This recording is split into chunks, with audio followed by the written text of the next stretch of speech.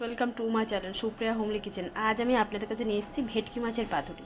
তো তার জন্য আমি 6 পিস ভেটকি মাছ নিয়েছি। তো এটা ম্যারিনেশন করব।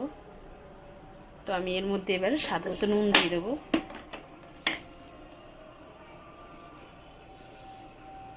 স্বাদ মতো নুন দিয়ে দিলাম বন্ধুরা। তো দেখুন বন্ধুরা, চিনি দিয়ে দিলাম স্বাদ মতো। হলুদের গুঁড়ো দিয়ে দিলাম, গোলমরিচের গুঁড়ো দিয়ে দিলাম,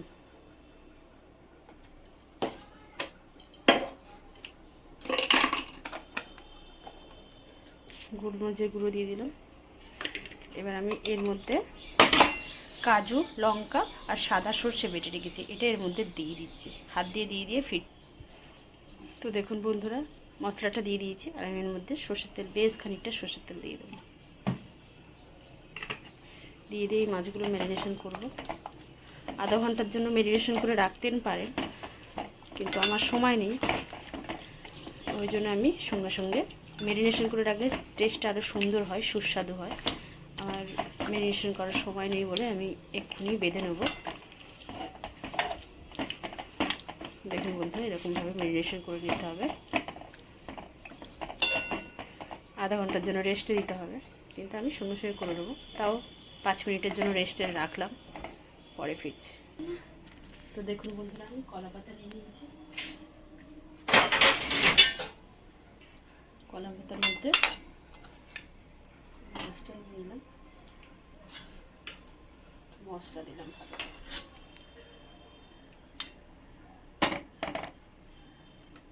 কাঁচা লঙ্কা দিলাম,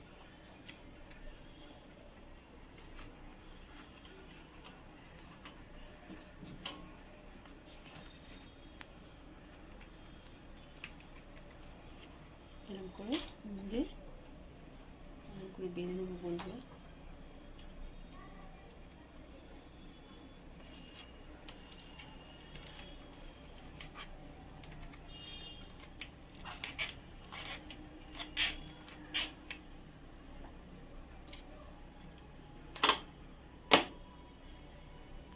এরকম করে সব কটা করে ফিরছি। তো বন্ধুরা দেখুন, পাতুরিগুলো আমার সব কটা হয়ে গেছে, দেখতে পাচ্ছেন? সব কটা পাতুরি হয়ে গেছে। এবার আমি এখানে রাইস কুকার বসিয়েছি, এই যে। এবার রাইস কুকারের মধ্যে সব কটা পাতুরি দিয়ে দেবো। এটা আস্তে আস্তে হোক, স্টিম হোক। ঢাকা দিলাম বন্ধুরা, পরে ফিরছি।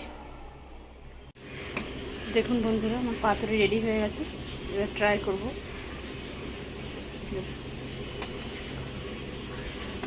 খুলে পরে দেখা। দেখুন বন্ধুরা, আমার পাতুরিটা আমি এবার খুলবো, বলবো আপনাদেরকে, খুলে জানাবো।